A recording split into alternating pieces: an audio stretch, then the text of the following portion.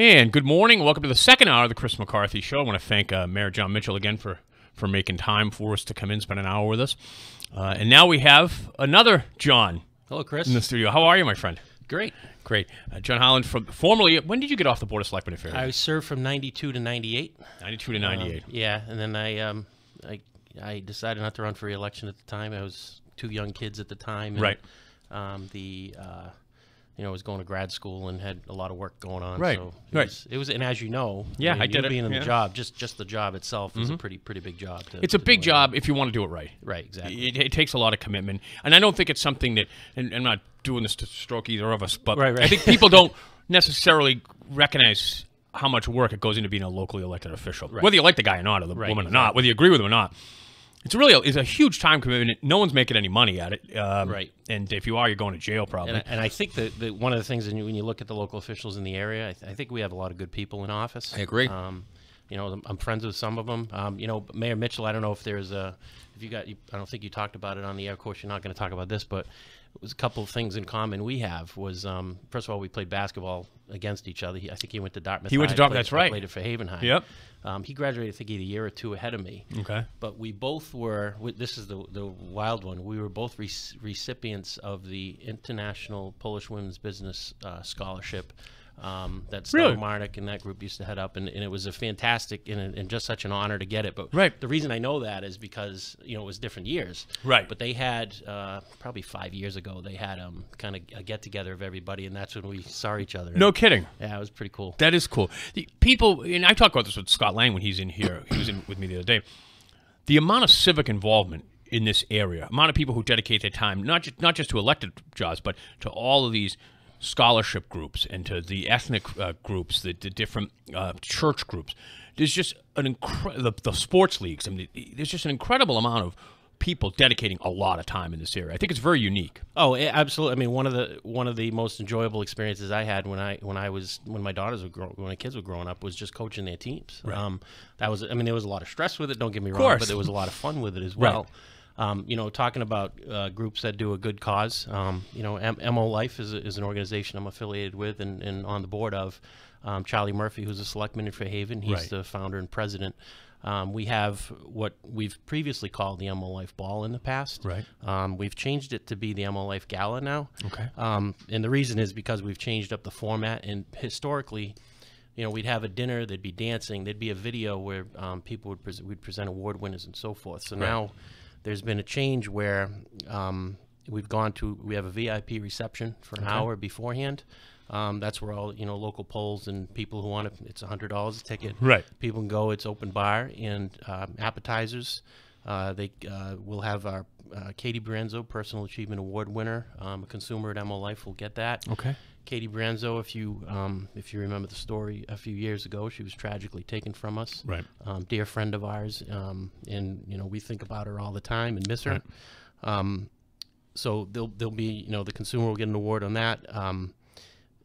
And then there's Miss Massachusetts will be there, Miss Rhode Island, Miss Nigeria. There's a few different possibilities. There might be some other surprises for that VIP reception. Like I said, a number of the local politicians do support our cause, and they're there. Some of them are there every single year, and we appreciate that. Then the gala goes on. That's $50 a ticket. That's dinner and dancing. Like I said in the past, we used to have a video. We're not going to have a video anymore, but there's also a silent auction that is very popular for the people that go. I mean, we usually have sometimes it's between 500 and 600 people there a year. Yeah, it's a big social event. It is a big event. What night is it?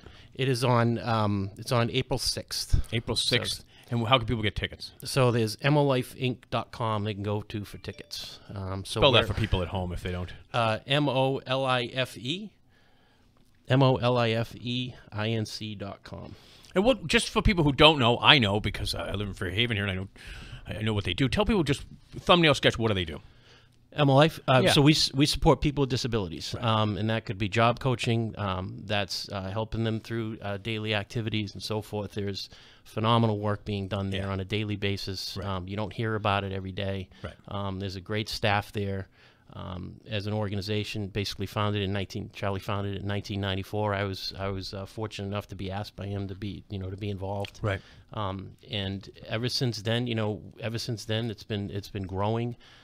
great leadership there, hiring some great people who also then help people with disabilities. So, and there's it's just a lot of activity that goes on. It's a great organization. It's helping people have a much better quality of life, right? Exactly. Which is so important.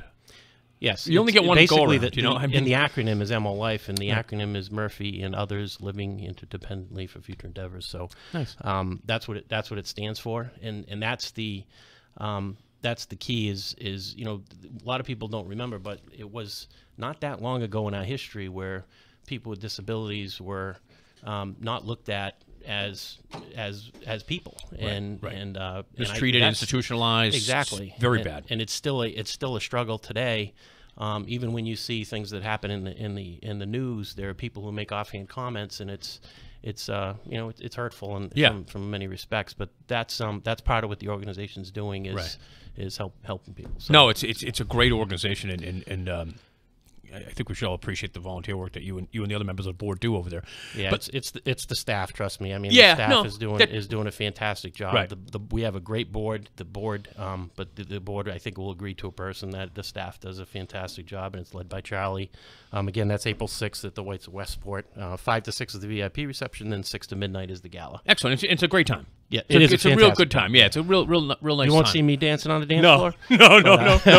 No. But people do. Wait, is that part of the silent auction? Could that be part of the silent auction, John? I'll do a lot of things for this organization. I don't think I can You'll do that? All right. Hey, listen, so you've got a special day today in your family, right? Yes. Yeah, thank you, Chris. I want to say happy birthday to my dad. It's his 75th birthday today. Excellent. You know, like you, he was with my dad. He was my vice principal from 8th grade on through my senior year in high school. He had my sister in school, and so you know, he knows there's a number of students that went through the school that he knows, and people who see him all the time and say hi. And you know, much like when, you know, in the past when you see people, it's like people are always walking up to you, and that happens to him a lot. And one thing a couple stories, if I could relate. Please. When he was there, I mean, he was vice principal, so he was in charge of discipline and so forth. That was one of the key parts of his job. Right. And so to this day, I still have people come up to me from various classes, not just my own, that'll say, you know, when I was in school, I really didn't like you, Dad. He was always putting me in detention. Right. But now, you know, I look back and I reflect, and some of the things he helped me with were, you know, some of the best things that could have happened to me. And honestly, I can get emotional sometimes. But it kind of makes you well up a little bit. Absolutely. And he's my dad, so I'm going to think this, and I'm a little partial, but he's a fantastic guy, and he is. You know, and I'm the person I am because of him. Right. So, and I've tried to raise my kids. Actually, probably the reason you got elected first to office, right? Yeah, so that's a funny story. We he and I, so I served from 92 to 98, like you said, like we talked about, and the running joke he had with me was, well, you're running on my name and so forth. And you know, of course, you know, that's obviously true. Right. So I'll never admit it. So I don't know if he's listening or not.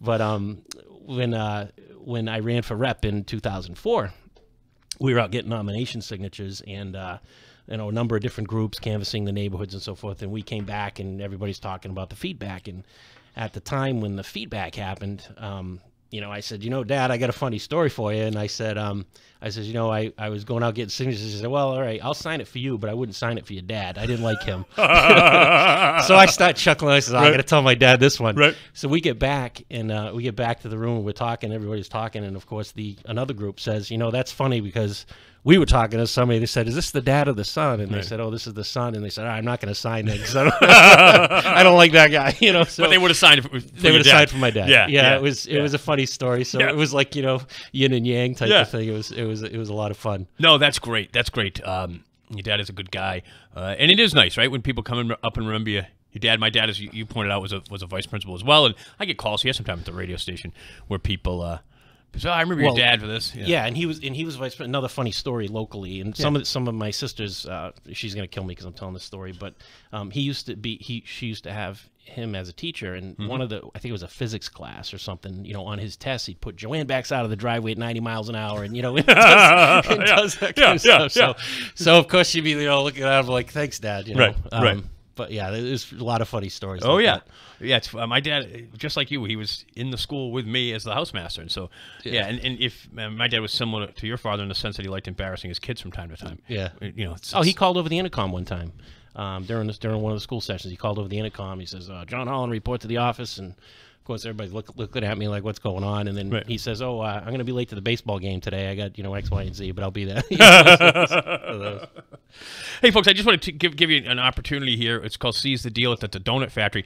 I was eating these donuts today. They're absolutely amazing. WBSM has your chance to save big on the tasty treats at the Donut Factory in New Bedford this Friday morning. So this is today at seizethedeal.com. You can nab a $10 gift card to the Donut Factory. You get an additional one for free. So you buy one for $10, you get an additional one for free, which is double the donuts. Now, get yours before they sell out. It did start today at 9 a.m. At seizethedeal.com. I'm not sure how many are left, but there is a limited number. So make sure you go ahead and get at that.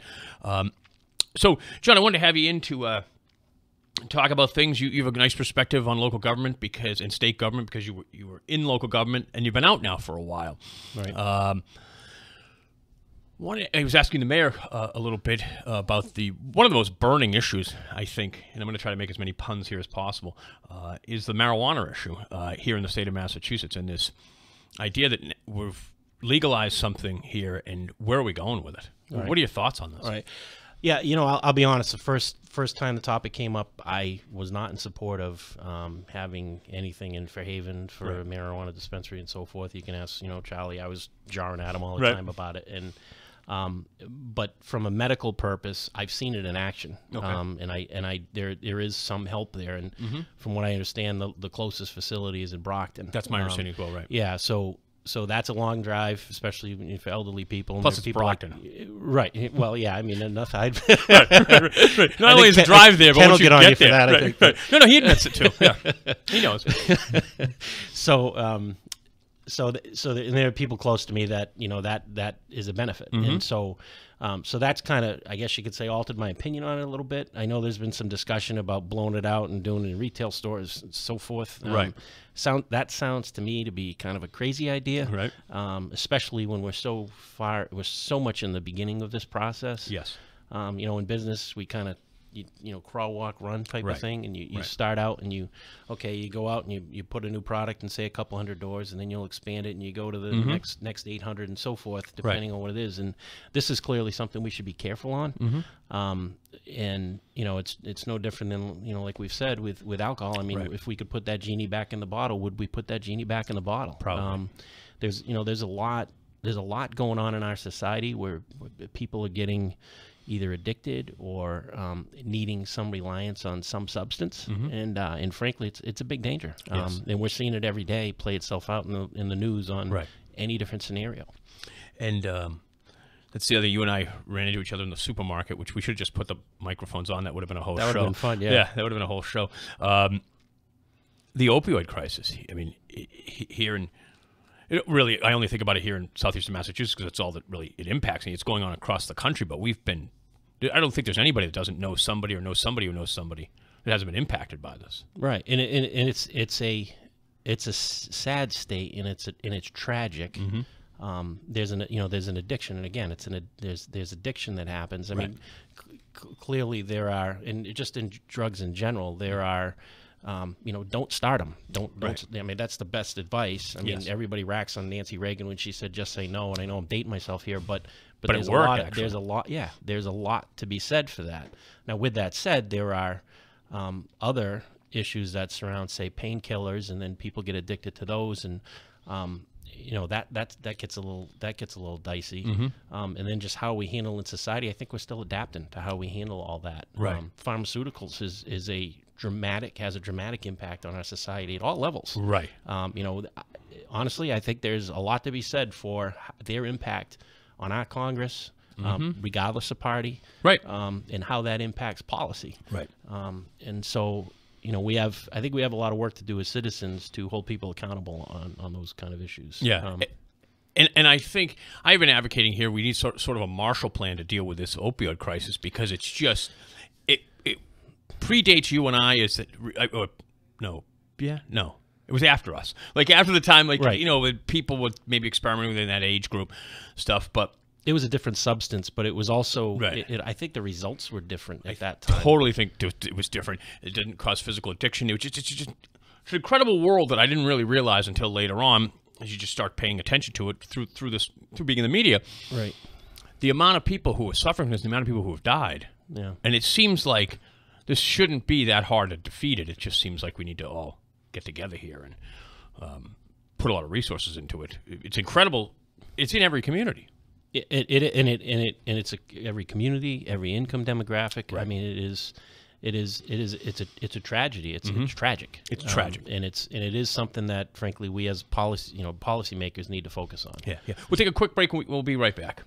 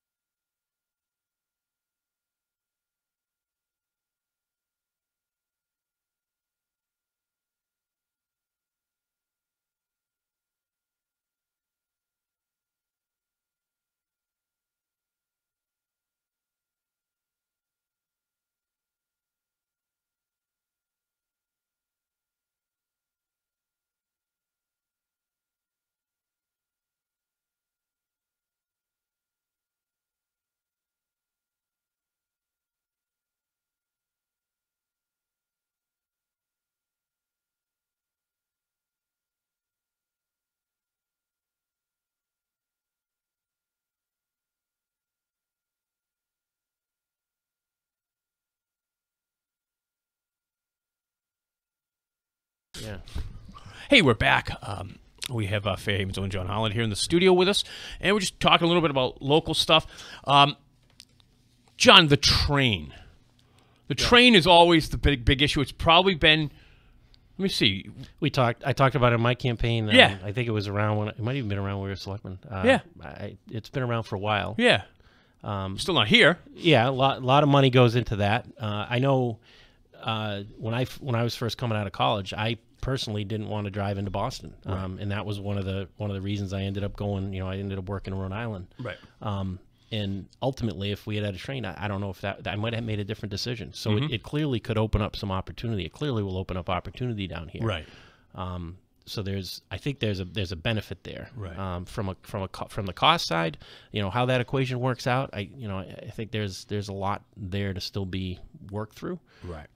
But certainly certainly would have, I think, an overall benefit. And frankly, we don't get enough money from the state anyway down here. Right. So I think we deserve it. Yeah. Well. Yeah. And also 24 is unsustainable. The build out that they anticipate and the amount of cars that are going to keep pouring into 24. Yeah. It's at a state. When I leave Boston, sometimes when I was doing early Boston radio in the mornings, I'd be coming home at like 10 o'clock in the morning, 10:30 in the morning. Yeah. It would be backed up to Brockton, just closed down. Well, there used to be a time you fly into Logan and you could fly in like midday, and you can get home. Like I could get home in an hour and 15, hour and a half. Now it's a 2-hour ride. Right. It's nuts. It's nuts. So I always try and fly out of Providence. Right. And not that the train would help, the flight or anything, because it'd probably make it longer. I Right. don't know. But Right. But ultimately, I know there's been a lot of work done on it, and I'm actually surprised it's gotten to the point that it's gotten to. Yeah. Yeah. No. It As far seems as how much progress has been made. Right. It seems that there was a lot of talking, but I've talked with people who believe that this time is real. that this time it is real. It seems that way. I think it has that feel. Yeah. It does have that feel from what I can tell. Yeah, that they're going to go through. Of course, it's weird because they're not involving the towns of Middleborough and Lakeville in the discussion, even though they're moving the stations up there. There's those selectmen up there are getting shortchanged in the process. They really are.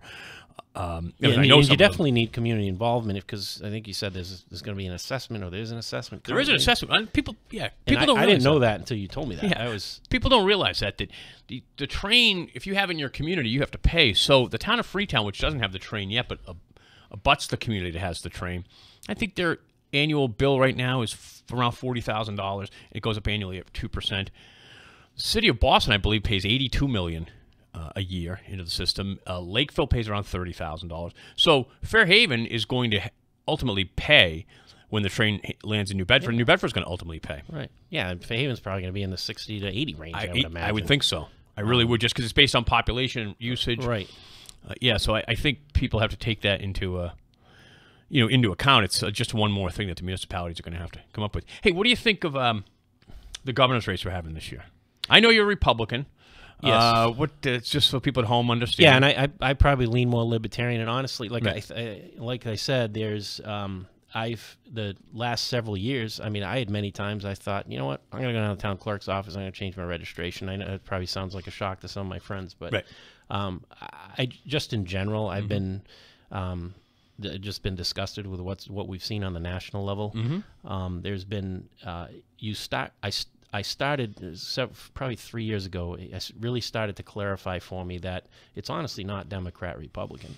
It's insider, outsider. It's establishment, non-establishment. Right. It's us, the people here, in the communities, and it's you have Washington. Right. And there's it sounds like it's just that's just commentary, but in reality, when you start hearing everything that's been coming out and the way they've tried to control things and all the different stuff that's come out, it's crazy. Right. It's absolutely insane. And then you start looking at, well, why did that guy vote that way? That didn't make any sense. And then you find out, oh, well, the pharmaceutical companies pay this, and et cetera, et cetera. And all of a sudden, you just follow the money. I mean, that's what you do. You follow the money, and you'll understand where people's actions are. Yes. And it is insane, and it's something that needs to be fixed in our overall system. The incumbency rate is dramatic, whether you look at state or national. Right. I mean, either party, even local. You have one-sided government anywhere. You're just inviting corruption. Right. And so. Ultimately, that's why I think the president was elected. Whether you like him or don't, I think that's why he was elected. I agree. People had enough, and there is a strong sentiment out there for that. And any politicians who can capture that and capture the hearts and minds of people from that perspective, I think are going to continue to do well, because there is more of I think mistrust of government than there used to be. Right. I will say, like I said earlier, and I started at the top of the show, I think the more local you get to the government, I think at least I do. I do. The more I trust what's going on. Yeah, absolutely. I'm not saying we're models of efficiency, but I know some of the people in the various spots. Sure. And so that's helpful, and I trust them. I know they're good people. Right. They're trying their best. They're trying their best. Yeah. And there's a lot of different issues that they face on the local level. Yeah. Yeah. I just, and you see less and less people getting involved too. With running for office on the local level, because it is a lot of work, and people have other things they want to do, and the discourse has become so harsh. Yeah, and social media. I mean, when we were in office, the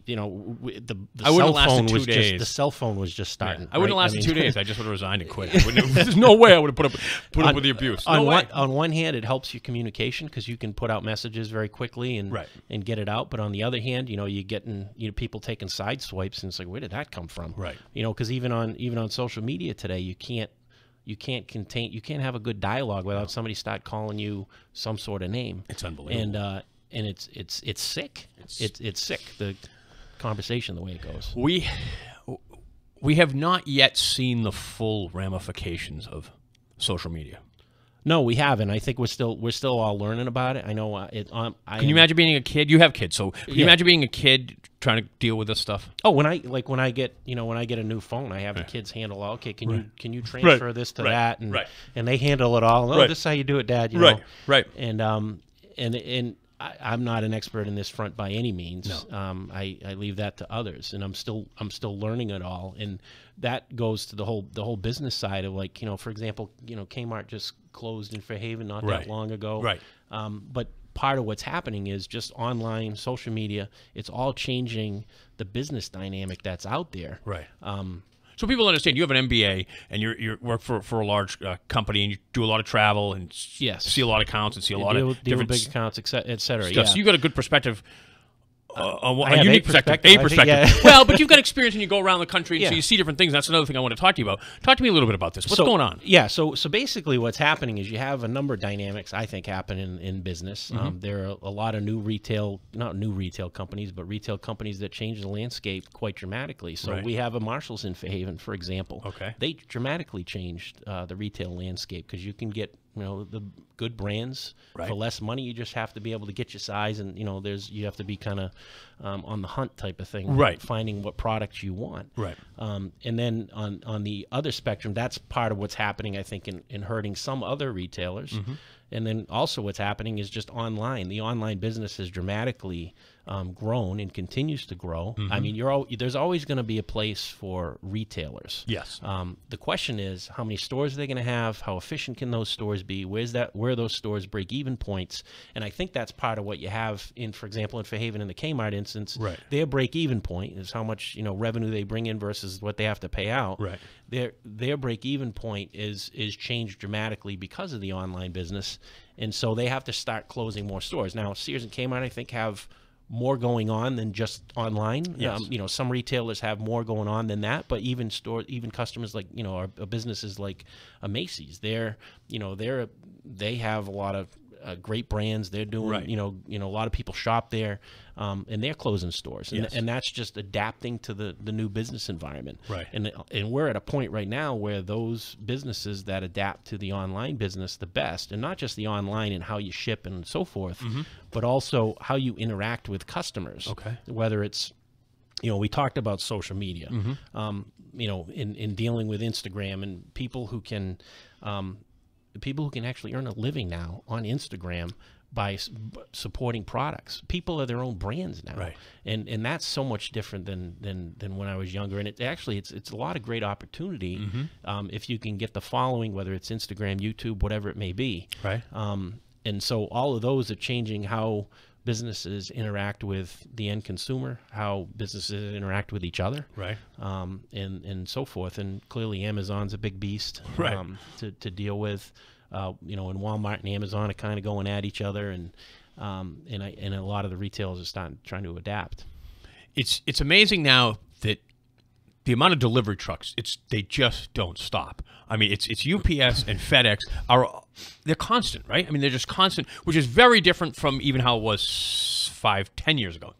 Right. In how fast they deliver. Yeah. Like you can order, for example, not that I did this, okay, but you can order for Valentine's Day on a Monday and get a delivery on a Wednesday. Thank God. The Wednesday for Thank Valentine's God. Day. Yeah. Thank God. Yeah, exactly. And so in those, thank Bezos, maybe, right?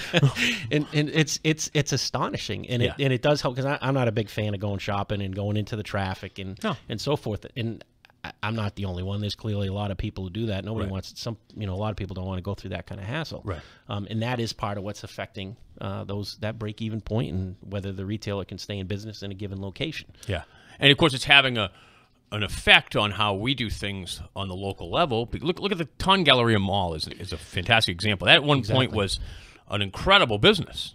Yeah, I remember the launching party. I think it was Governor Weld. I think it probably would have been Governor Weld. But the governor was there for a launching. It would have party. been Governor Weld. Yeah. And I remember because I got a tuxedo and everything to go, and they had this thing, and now it's the mall, just the number of people that go there, it's tough to sustain. So all the stores are closed. Yeah, so you have the A and B level malls that there's more activity they need. Right. And the C level malls, a lot of stores, a lot of those are dropping off. Right.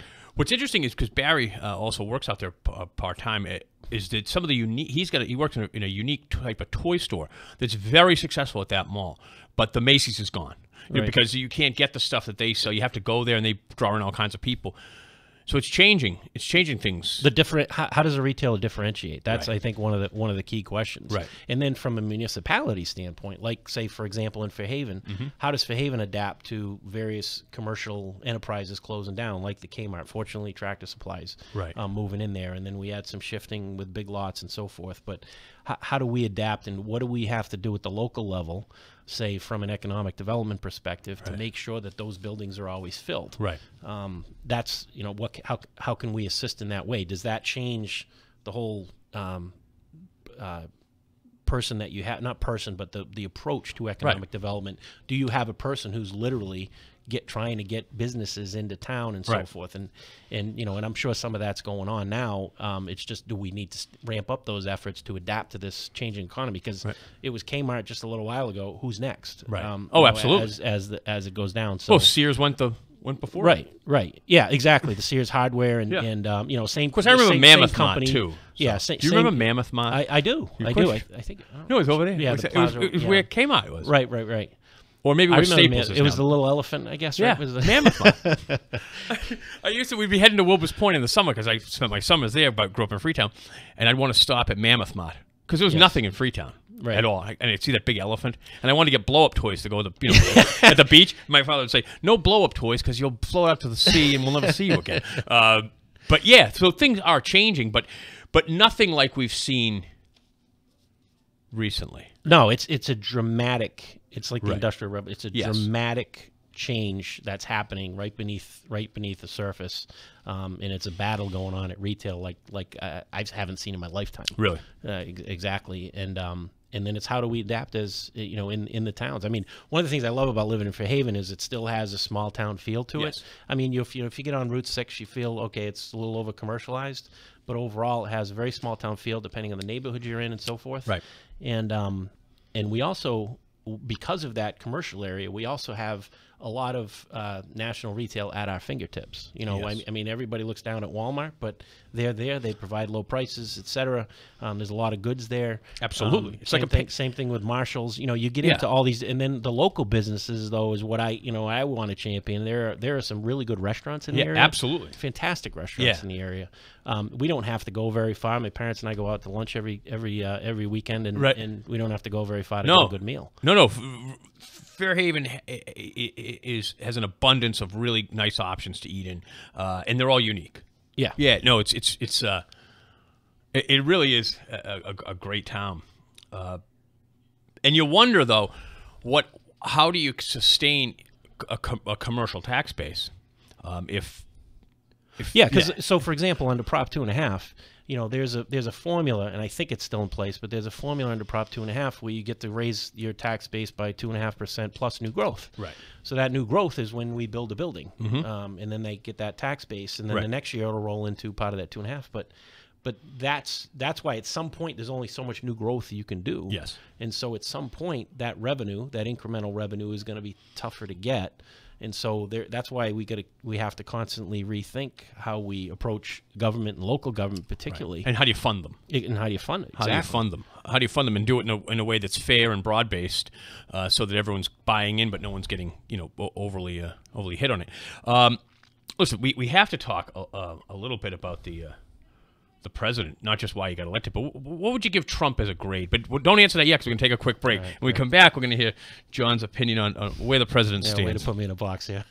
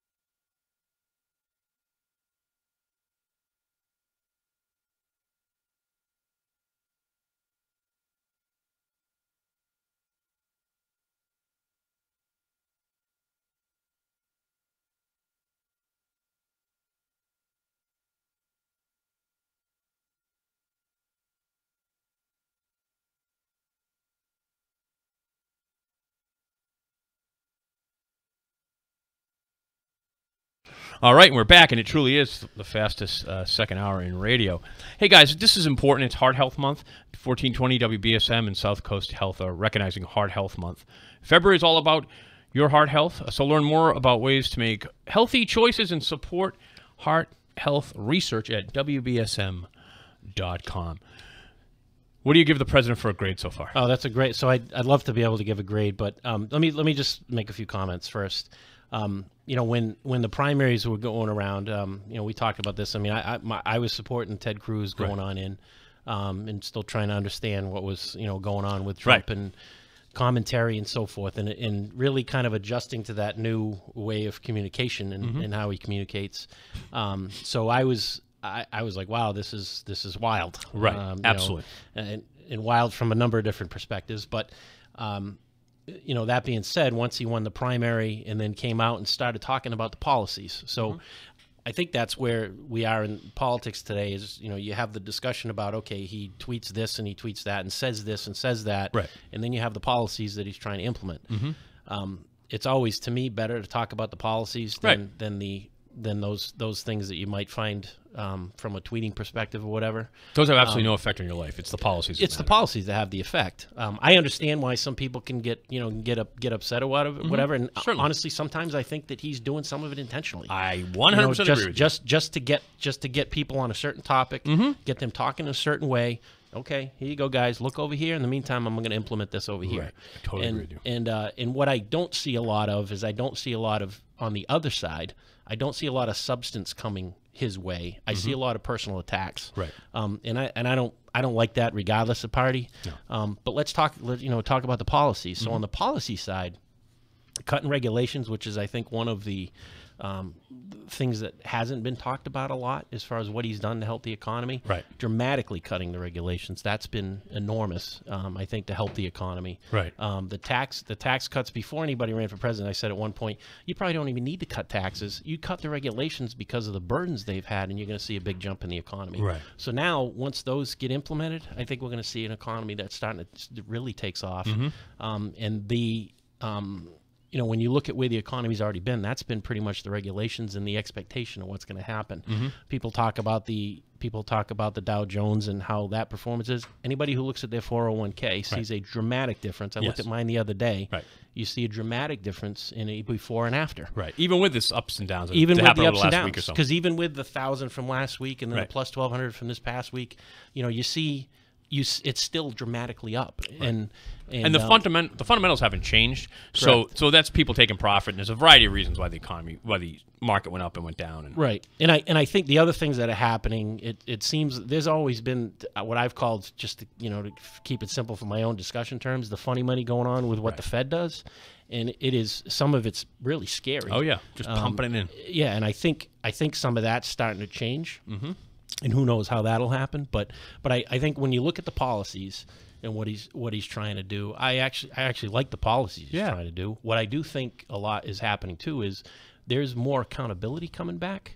So, for example, when you have a situation where there's no accountability for anything, then people can do anything they want. And so if you can have, say, if you can do fraudulent behavior and there's no accountability for it, then people are going to keep doing it. You're going to get more of it. Right. So if you can start holding people accountable for that, then I think you're in better shape. And I think some of that's coming back too. We still have, I think, a little bit of an upside down world when you start talking about people actually debate about whether you do the Pledge of Allegiance or salute the flag. I know. It's insanity to me. To me, I agree with you. I can't even believe we're having the discussion. It's like freshman dorm college kids trying to run the country. Yeah, it's insanity. It's absolute insanity. We have a situation where people are advocating violence against police officers. Right.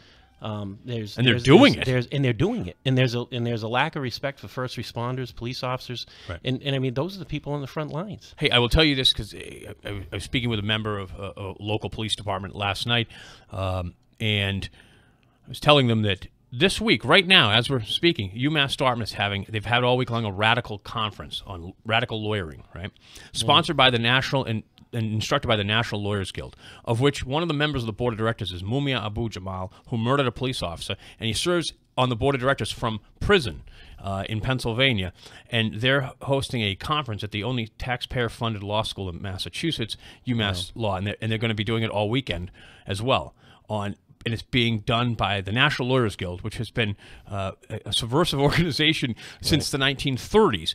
And imagine they have a cop killer on their board of directors, and yet they're holding a seminar on how to be a lawyer to defend the interests of cop killers on the taxpayer's dime today, now. It's insanity. Around the corner. Yeah, it's insanity. Yeah. It's in our own backyard. Right. And you have, I mean, the large 99.5% or 8% or whatever of cops are honest, hardworking people. Of course they are. They go do their job. Right. They want to make sure they can get home at night. Right. And same thing with firefighters and public safety, because everybody's on the line these days. Yeah. There are a lot of nutcases out there. Yes. Mental health is a huge issue in our society. Absolutely. That we need to take action on and do something with. And on the people who are just doing things that they shouldn't be doing, regardless of the tool that they're using.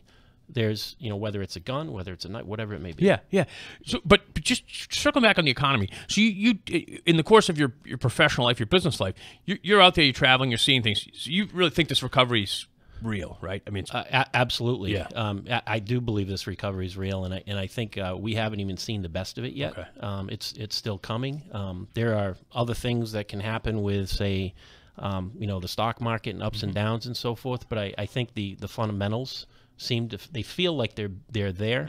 And when when you look at which retailers are doing better, you can start to get a flavor for it. When you look at their reported results and so forth. So when Walmart, for example, is coming back strong, that's a good sign. Right. That means even people who shop at Walmart a lot are feeling the positive effects. I'm not saying things are as great as they need to be. Right. But I think they're certainly heading in a different trajectory than they used to be, and that's something I think everybody should be happy about. Well, that's what I was going to ask you, because we have some of my regular callers who are business people as well, and I always ask them, what are you seeing out there? What are you hearing out there? Do you feel a sense of optimism in the business community?